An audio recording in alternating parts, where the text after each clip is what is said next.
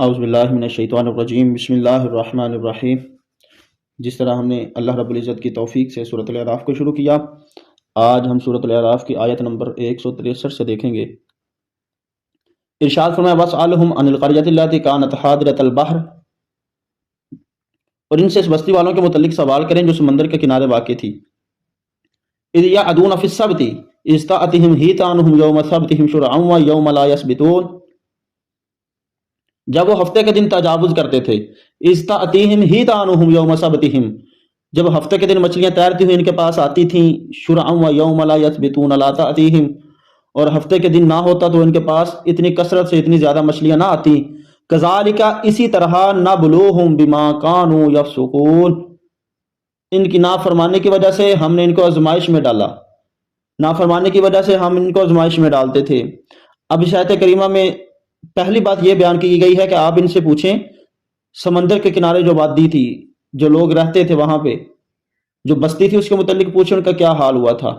اب اس آیت کریمہ میں اللہ رب العزت نے جو بات بیان کی وہ نبی علیہ السلام کی نبوت کے اوپر ایک معجزے کی حیثیت بھی رکھتی ہے، کیونکہ نبی علیہ السلام آپ تو نہ کسی درس میں پڑھے تھے، نہ علماء کے پاس بیٹھتے تھے، نہ آپ نے تورات انجیل کو پڑھا تھا، تو پھر اتنی دور اور اتنی پرانی بستی کے بارے میں سوال کرنا اور اس کے بارے میں دریافت کرنا، پھر اس بستی کے بارے میں بتا بھی دینا، یہ کسی معجزے سے کم نہیں تھا۔ یقیناً آپ اللہ کے نبی تھے، یہ اس بات کی یقیناً اس بات کی یہ پختگی ہے کہ حضور نبی کریم صلی اللہ علیہ وآلہ وسلم اللہ کے نبی تھے، تو ہی اللہ رب العزت نے آپ کو اس بستی والوں کے متعلق بتایا تھا۔ یہ بستی تھی حضرت داؤد علیہ السلام کے زمانے میں۔ اس بستی یہ ایلا میں آباد تھی۔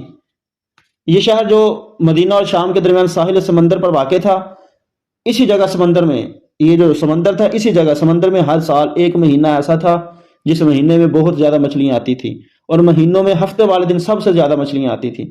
تو ان لوگوں سے منع کیا گیا تھا کہ ہفتے والے دن تم نے مچھلی نہیں پکڑنی، لیکن انہوں نے کیا کام کیا، انہوں نے چھوٹے چھوٹے حوض بنا لیے سمندر کے ارد گرد نا، دوسری سائڈ پہ بھی اس سائڈ پہ بھی نا، انہوں نے حوض بنا لیے۔ ہفتوں کے دن انہوں نے مچھلی نہ پکڑی، لیکن وہ مچھلی ہفتے کے دن اتنی مچھلی آتی تھی کہ پانی وہ مشکل نظر آتا تھا۔ تو انہوں نے کیا کام کیا، حوض بنائے، حوضوں میں وہ مچھلیاں جمع ہو جاتی تھیں، تو وہ اتوار کے دن پکڑ لیتے تھے۔ لیکن ان میں کچھ لوگ ایسے بھی تھے، یہ عبداللہ بن عباس رضی اللہ تعالیٰ عنہ آپ بیان کرتے ہیں تو ان میں کچھ ایسے بھی لوگ تھے جو ان کو منع کرتے تھے۔ یہ بڑی دیر تک یہ کام کرتے رہے، نسل در نسل یہ کام چلتا رہا۔ لیکن وہ جو تین گروہ تھے، ایک وہ گروہ تھا جو مچھلیاں پکڑتا تھا، دوسرا وہ گروہ تھا جو منع کرتا تھا، تیسرا وہ گروہ تھا نہ منع کرتا تھا نہ مچھلیاں پکڑتا تھا۔ اب تیسرا جو گروہ تھا وہ منع کرنے والوں سے کہتا تھا کہ تم ان کو منع نہ کرو، ان کو ویسے بھی اللہ رب العزت نے ہلاک کر دینا ہے، کہ ان کے کام ہی ایسے ہیں۔ اس بات کو قرآن نے بھی بیان کیا ہے، وَإِذْ قَالَتْ أُمَّةٌ مِّنْهُمْ لِمَ تَعِظُونَ قَوْمًا اللَّهُ مُهْلِكُهُمْ أَوْ مُعَذِّبُهُمْ عَذَابًا شَدِيدًا، اور جب ان میں سے ایک گروہ نے نصیحت کرنے والوں سے کہا تم ایسے لوگوں کو کیوں نصیحت کرتے ہو جن کو اللہ ہلاک کرنے والا ہے یا اللہ شدید عذاب میں مبتلا کرنے والا ہے۔ قَالُوا مَعْذِرَةً إِلَىٰ رَبِّكُمْ وَلَعَلَّهُمْ يَتَّقُونَ، تو پھر منع کرنے والوں نے کہا ہم اس لیے منع کرتے ہیں تاکہ تمہارے رب کے سامنے ہم حجت قائم کر سکیں، اور شاید کہ یہ اللہ سے ڈریں۔ دو باتیں، ایک بات یہ کہ شاید ان کو سمجھ آ جائے، دوسری بات یہ کہ ہماری حجت قائم ہو جائے کہ یا اللہ ہم نے ان کو روکا تھا، ہم نے اپنا حق ادا کیا۔ تو عبداللہ بن عباس کہتے ہیں یہ نسل در نسل اسی طرح یہ کام چلتا رہا۔ آخر جو نافرمانی کرنے والے لوگ تھے ان کی تعداد تھی 70,000، منع کرنے والوں کی تعداد تھی 12,000۔ تو یہ جو 12,000 لوگ تھے انہوں نے کہا ہم نے تمہارے ساتھ رہنا ہی نہیں، کیونکہ ایک نہ ایک دن تمہیں عذاب نے پکڑنا ہے، تم کو جس بات سے منع کیا گیا ہے تم اس بات سے منع نہیں ہوتے، لہذا تمہارے ساتھ ہم کیوں ہلاک ہوں، ہم کیوں تباہ و برباد ہوں۔ تو انہوں نے شہر کے درمیان ایک دیوار کھڑی کر دی، ایک سائڈ پہ منع کرنے والے رہنے لگے، دوسری سائڈ پہ نافرمان۔ پھر یہ کام چلتا رہا، سلسلہ چلتا رہا۔ لیکن ایسا ہوا کہ ایک دن جب منع کرنے والے لوگ اپنے شہر سے، اپنے گھروں سے نکلے تو انہوں نے دیکھا یہ دوسرے لوگ ہیں، یہ نہیں نکل رہے اپنے گھروں سے۔ تو پھر ان میں سے ایک آدمی نے دیوار کو پھلانگ کر دوسری طرف دیکھا تو سب کے سب جو تھے قرآن کہتا ہے وہ بندر بن چکے تھے۔ تو قرآن نے اسی چیز کو بیان کیا ہے، قرآن کہتا ہے قالوا معذرة الى ربكم ولعلهم يتقون، انہوں نے کہا تاکہ تمہارے رب کے سامنے حجت قائم کر سکیں اور شاید کہ یہ اللہ سے ڈریں۔ فلما نسوا ما ذکروا به فانجینا الذین ینهون عن السوء، اور جب انہوں نے اس باتوں کو بلا دیا جن کی ان کو نصیحت کی گئی تھی تو ہم نے ان لوگوں کو نجات دی جو برائی سے روکتے تھے۔ وَأَخَذْنَا الَّذِينَ ظَلَمُوا بِعَذَابٍ بَعِيسٍ بِمَا كَانُوا يَفْسُقُونَ، اور ظالموں کو بہت برے عذاب نے پکڑ لیا کیونکہ وہ نافرمانی کرتے تھے، بِمَا كَانُوا يَفْسُقُونَ، کیونکہ وہ نافرمانی کرتے تھے۔ فَلَمَّا عَتَوْا عَمَّا نُهُوا عَنْهُ، پھر جب انہوں نے اس چیز سے سرکشی کی جس سے ان کو روکا گیا تھا، قُلْنَا لَهُمْ كُونُوا قِرَدَةً خَاسِئِينَ، تو ہم نے ان سے کہا کہ تم ذلیل بندر بن جاؤ۔ تو یہ جب ان لوگوں نے دیوار کو پھلانگ کے دیکھا تو وہ سب کے سب جو تھے وہ بندر بن چکے تھے۔ ہم تو خیر اتنی توجہ نہیں کرتے ان چیزوں کے اوپر، لیکن قرآن مجید میں اللہ رب العزت نے ارشاد فرمایا، ہم تو یہ سمجھتے ہیں نا کہ شاید ہماری بخشش ہو جائے گی ایسے ہی۔ اللہ ارشاد فرمایا حسب الناس ان یترکوا ان یقولوا آمنا وهم لا یفتنون، کیا لوگوں نے یہ گمان کر لیا ہے کہ وہ محض اس کہنے پر چھوڑ دیے جائیں گے کہ ہم ان یقولوا آمنا، کہ ہم ایمان والے ہیں اور ان سے آزمائش نہیں کی جائے گی۔ یہ اللہ کی آزمائش ہے، اللہ مال دے کے بھی آزماتا ہے، مال واپس لے کے بھی آزماتا ہے، مال دے کے بھی آزماتا ہے، مال واپس لے کے بھی آزماتا ہے۔ تو یہ ان کی آزمائش تھی، یہ تو قرآن نے بیان کیا نبلوہم بما کانوا یفسقون، ان کی نافرمانی کی وجہ سے ہم ان کو آزمائش میں ڈالا۔ تو یہ آزمائش تھی ان لوگوں کی بھی، مچھلیاں ہفتے کے دن نہیں پکڑنی، تو دوسری طرف سے مچھلیوں کو زیادہ بیچ دیا کہ ان کو آزمائیں کہ یہ ہماری نافرمانی کرتے ہیں، یہ ہمارے حکم کی پیروی کرتے ہیں۔ تو ہمیں بھی اپنی زندگی میں اللہ کی نافرمانیوں سے بچنا چاہیے، بلکہ ہمیں دین کی تبلیغ بھی کرنی چاہیے۔ حضرت اکرمہ رضی اللہ تعالیٰ عنہ آپ کہتے ہیں کہ میں ایک دن حضرت عبداللہ بن عباس رضی اللہ تعالیٰ عنہما میں ان کے پاس گیا تو میں نے دیکھا وہ رو رہے تھے، ان کی گود میں قرآن مجید تھا۔ تو میں نے کہا ہے عبداللہ میں آپ پر قربان ہو جاؤں، آپ کیوں رو رہے ہیں؟ تو حضرت عبداللہ بن عباس نے سورۃ الاعراف کی اسی آیت کو بیان کیا جس میں اللہ رب العزت نے ارشاد فرمایا ہے قالوا معذرۃ الی ربکم ولعلہم یتقون، فرمایا کہ ان لوگوں نے یہ بات کی کہ ہم تمہارے رب کے سامنے حجت قائم کر سکتے ہیں، یعنی کہ تین گروہ تھے، ایک وہ تھا جو مچھلیاں پکڑتا تھا۔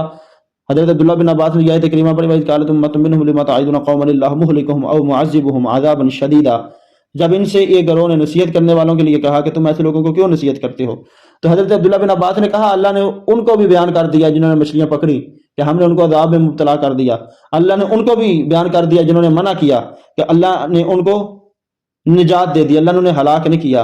تو عبداللہ بن عباس رضی اللہ تعالیٰ عنہما نے کہا کہ تیسرا جو گروہ تھا جو نہ منع کرتا تھا نہ مچھلیاں پکڑتا تھا، یعنی کہ نہ تو وہ نافرمانی والوں میں شامل تھا اور نہ منع کرنے والوں میں شامل تھا، تبلیغ کرنے والوں میں، تو عبداللہ بن عباس نے کہا اس کو قرآن نے بیان نہیں کیا۔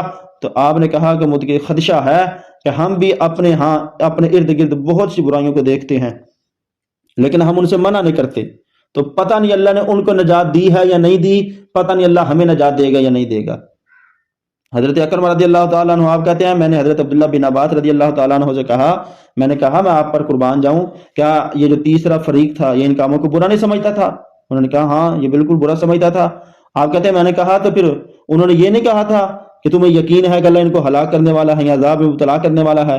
تو حضرت عبداللہ بن عباس اس پر خوش ہو گئے اور حضرت عبداللہ بن عباس نے حضرت اکرمہ رضی اللہ تعالیٰ عنہ کو 2 چادریں بھی تحفے میں دی۔ تو یہ حضرت عبداللہ بن عباس رضی اللہ تعالیٰ عنہما کا تقوی، اللہ سے خوف، اللہ سے ڈر، یہ اللہ رب العزت کا خوف تھا آپ کے دل میں کہ پتہ نہیں اللہ نے ان کو نجات دی یا نہیں دی۔ جو تیسرا گروہ تھا تو پتہ نہیں اللہ ہمیں بھی نجات دے گا یا نہیں دے گا۔ یہ صحابہ کرام اللہ سے ڈرنے والے لوگ تھے۔ اب ہمارے ہاں کیا ہے، ہم تو نافرمانیاں بھی کرتے ہیں، گناہ بھی کرتے ہیں، لیکن ہمیں پھر بھی ڈر نہیں لگتا، ہم کہتے ہیں بھئی دیکھی جائے گی۔ لیکن قرآن نے کیا بیان کیا؟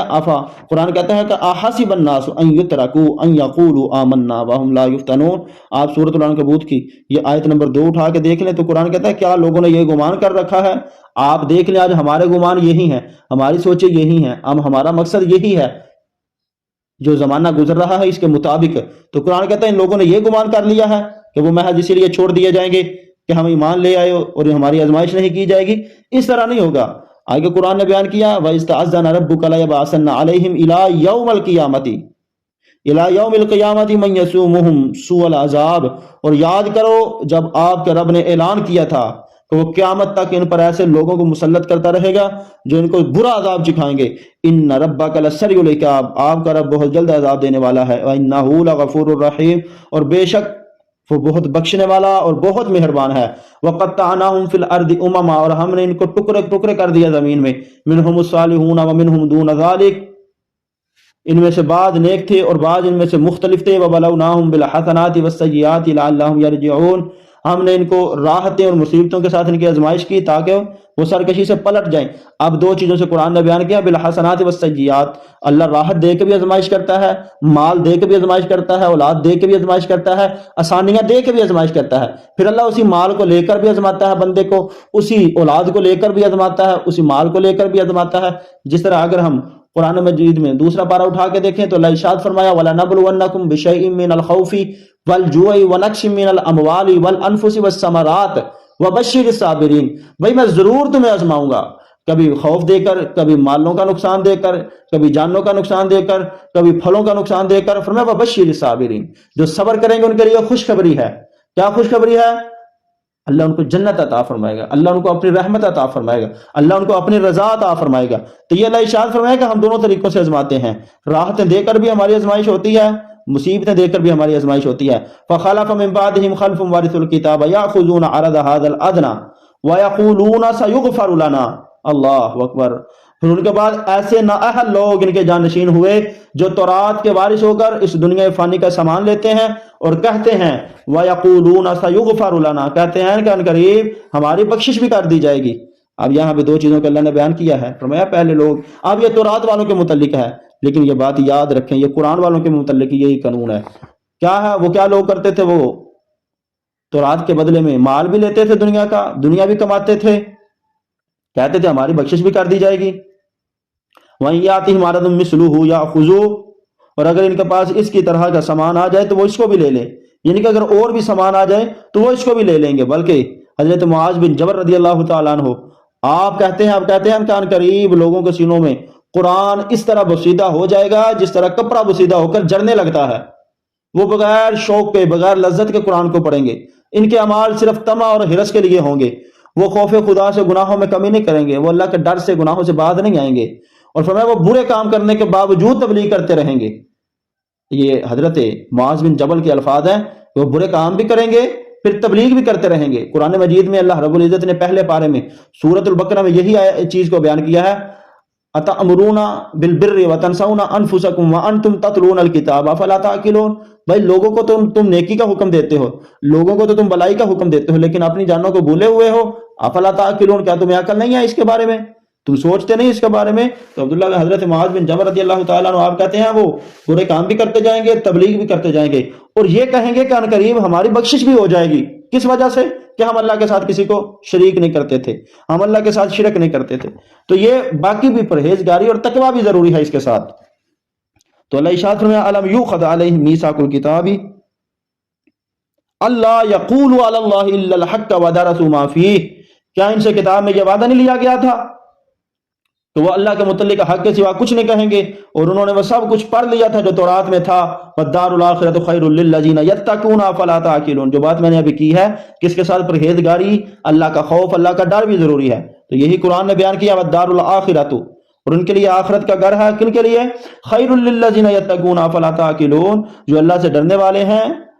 تو یہ کتنا ہی بہتر گھر ہے جو ان کو ملے گا۔ افلا تعقلون، تم اس بات کو کیوں نہیں سمجھتے؟ کیا تم اس بات کا شعور نہیں رکھتے؟ والذین یمسکون بالکتاب واقاموا الصلاۃ، اور جو لوگ کتاب کو مضبوطی سے پکڑتے ہیں اور نماز قائم کرتے ہیں، انا لا نضیع اجر المصلحین، تو اللہ فرمائے ہم نیکی کرنے والوں کو اجر کو ضائع نہیں کرتے۔ وَإِذْ نَتَقْنَا الْجَبَلَ فَوْقَهُمْ كَأَنَّهُ ذُلَّةٌ وَظَنُّوا أَنَّهُ وَاقِعٌ بِهِمْ، اور جب ہم نے ان کے اوپر پہاڑ کو اس طرح اٹھا لیا تھا کہ گویا وہ ان کے اوپر سائبان ہے، بادل ہے، إِنَّهُ وَاقِعٌ بِهِمْ، اور وہ یہ گمان کر رہے تھے کہ وہ ان پر ضرور گرنے والا ہے۔ خذوا ما آتیناکم بقوۃ واذکروا ما فیہ لعلکم تتقون، اس وقت ہم نے ان سے کہا تھا کہ ہم نے تمہیں جو دیا ہے اس کو مضبوطی سے پکڑو اور جو کچھ اس میں ہے اس کو یاد رکھو تاکہ تم پرہیزگار ہو جاؤ، تم متقی ہو جاؤ۔ یہ ان لوگوں کی بات تھی جو تورات کو ماننے والے تھے۔ تو اللہ فرمایا تورات میں جو چیز ہے اس کو پکڑو، اس کو یاد کرو، اس کے اوپر عمل کرو تاکہ تم